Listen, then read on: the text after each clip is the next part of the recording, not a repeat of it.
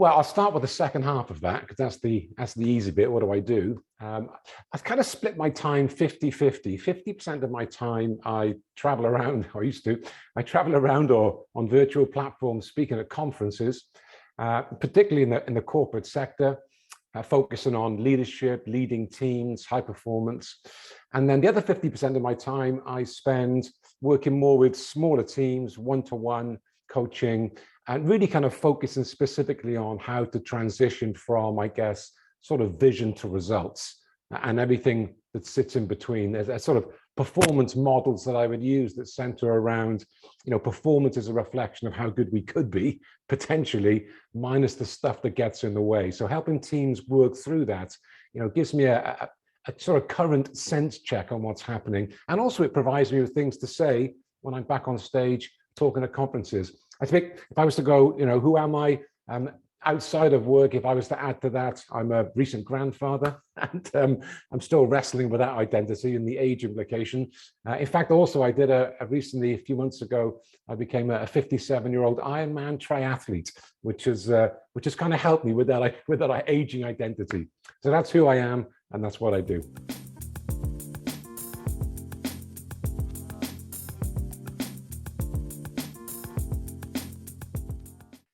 Yeah, that's a great question. And, it's been a very interesting couple of years for everybody. And I think one of the things with tapping potential is you need a couple of things. You either need an aspiration or you need some situational stress to provoke your brain to go and look for new ways of operating. And we've certainly had a little bit of that. So what that's done for me in terms of looking for strategies and some processes that underpin performance, I'm always interested in things that turn strap lines into strategies. I'm quite pragmatic in that way.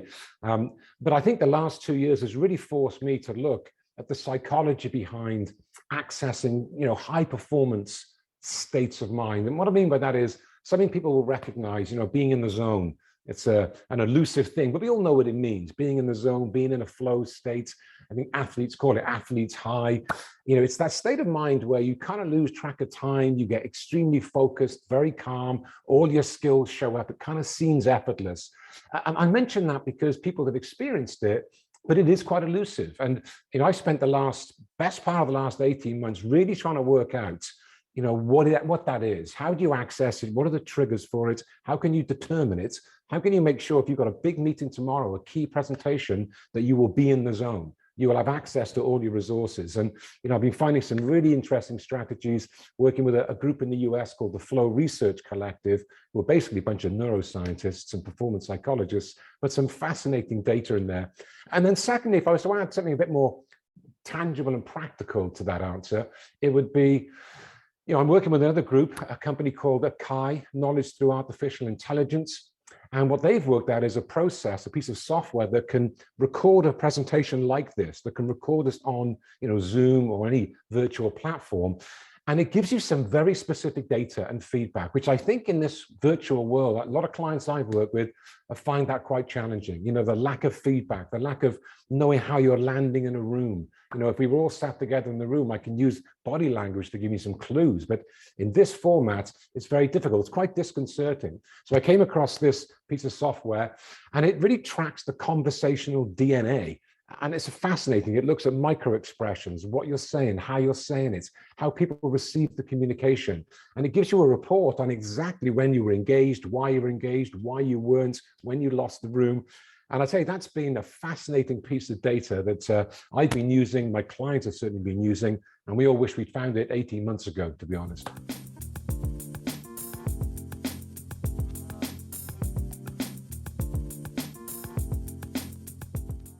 Yeah, well, look, there's one thing I've heard over the last 18 months that I've never heard before, was this thing called the VUCA world, VUCA.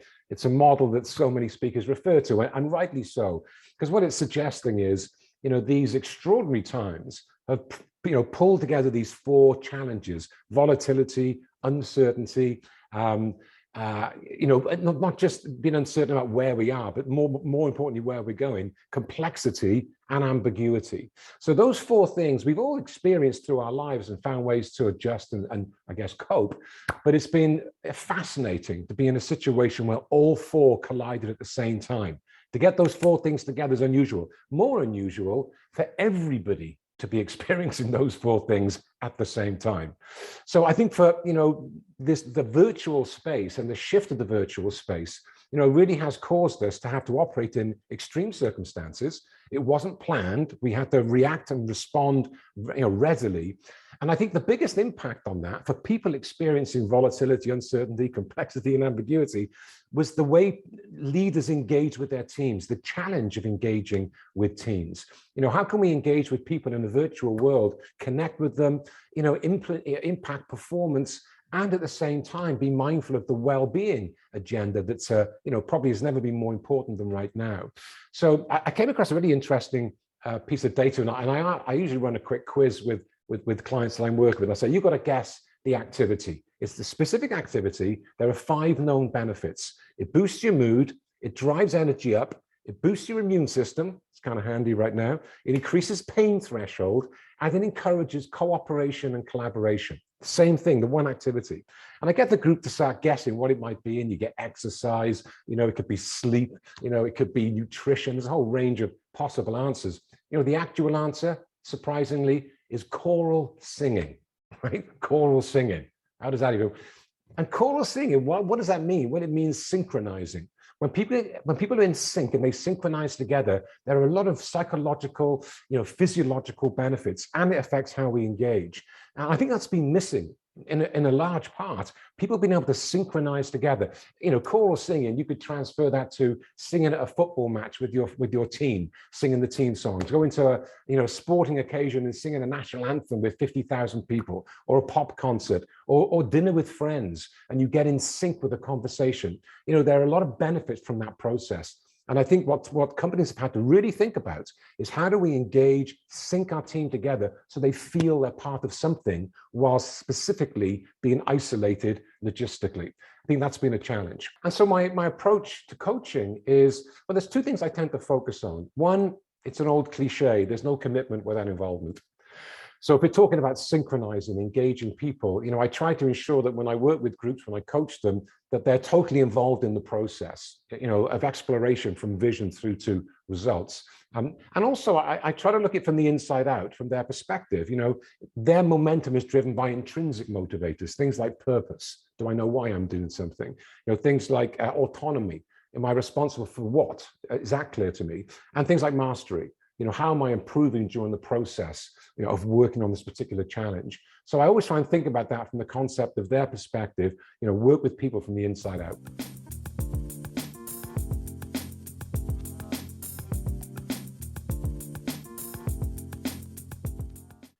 Well, the key part of the question there is to condition, to recondition.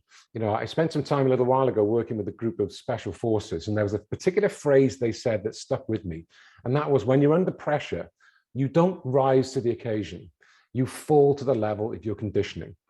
That was an interesting way of looking at things. I always thought when you're under pressure, you gear up, you get psyched up, and you're going to raise your game. Well, not really. That's just energy. You're going to fall to the level of your conditioning. And of course, we are conditioned to respond. We do have habitual patterns, ways of thinking and ways of behaving. So, in terms of how you rewire or recondition that approach, that strategy, I'm mindful to focus my attention on a particular individual in the US. He's a professor at Stanford called Andrew Huberman. And I like his take on neuroscience because it's very practical, it's pragmatic. And he talks about, having some, inbuilt tools that are already within our system, within our nervous system, that we can gain access to. And when you can gain access to those sort of inbuilt, readily available tools, you can decompress, you can reset, you can recondition the way you feel. So instead of trying to change what's happening in the outside world, we try to change how we respond to it. I guess that's the only thing we have some control over anyway.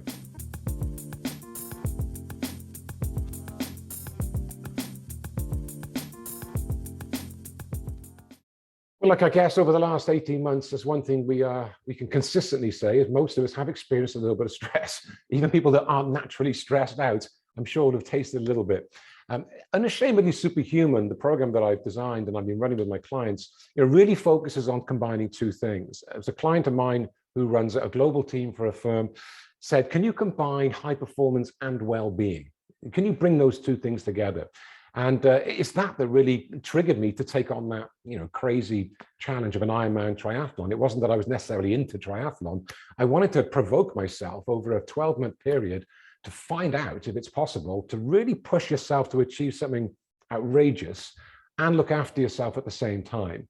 And that was almost like a project that I had to help me design the content. Stress certainly comes into it, but what I started to learn was stress isn't necessarily good or bad. I mean, some stress is good. It gets you up in the morning. It creates energy. Dopamine in the system moves you forward. Stress, which is not so helpful, is the sort of overwhelm of too much adrenaline, too much cortisol. And for sure, we have to have protocols and strategies to try and assist us with that second type of stress. There's a fantastic quote I heard from, again, it's a guy called Michael Gervais, a performance psychologist in the US, works with the Seattle Seahawks. But it's something again he said that stuck with me. He said, high performers do two things. You push yourself to the edge of your ability on a regular basis, and you recover in a world-class way.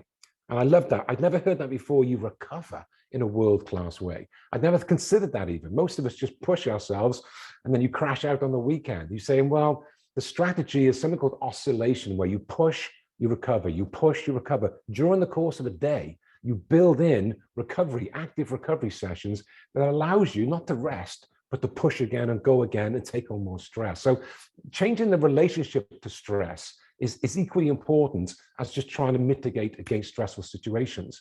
And I'll finish with this one observation. How you do it, well, there's two models. There's top down and what they call bottom up.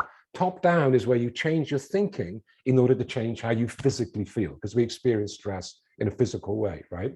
So that could be things like, refocusing, meditation, mindfulness, visualization, controlling self-talk. So you're cognitive trying to address how you feel. Now, most of us learn techniques like that. What's been fascinating, and it came through sport initially for me with this triathlon, but it has nothing to do with sport. It's this bottom-up strategy. It's about changing your physiology in order to change your thinking, because it works equally well. What would that mean? Well, that would be things like exercise, right? Taking the dog for a walk, cold water therapy. That's quite big right now. Cold showers, ice baths. We'll come back to that one day, maybe.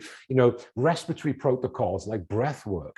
And look, and I've been seeing these in sports. I've been seeing these in special forces, and even a bunch of surgeons talking recently about breathing techniques. There's some strategies out there that help us to recondition our ability to function way better when we're under pressure. And that's the content that I'm interested in Unashamedly Superhuman.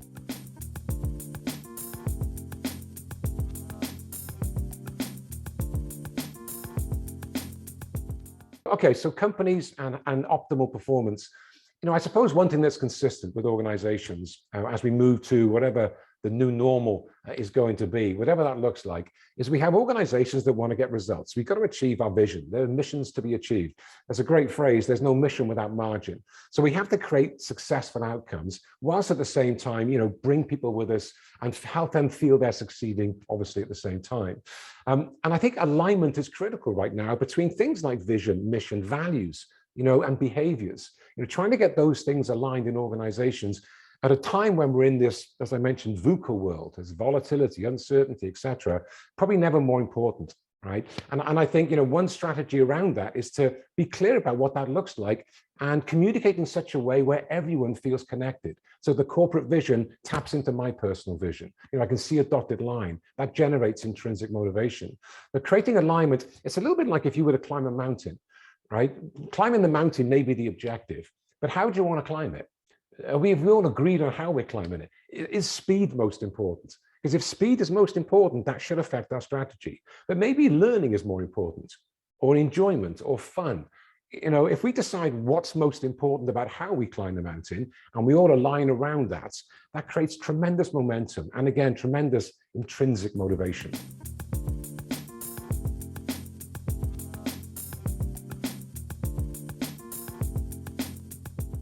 So what's literally next is I'm writing a book. I'm about 6 weeks out from my deadline with the publishers.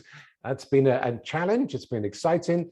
And during what's been a challenging time, it's been a great discipline because, again, as I mentioned, how do you access potential? You need aspiration. You need some situational stress. And for me, writing a book has been both those things. It's called Unashamedly Superhuman, and it'll be on all good bookshelves in about maybe 2 months' time.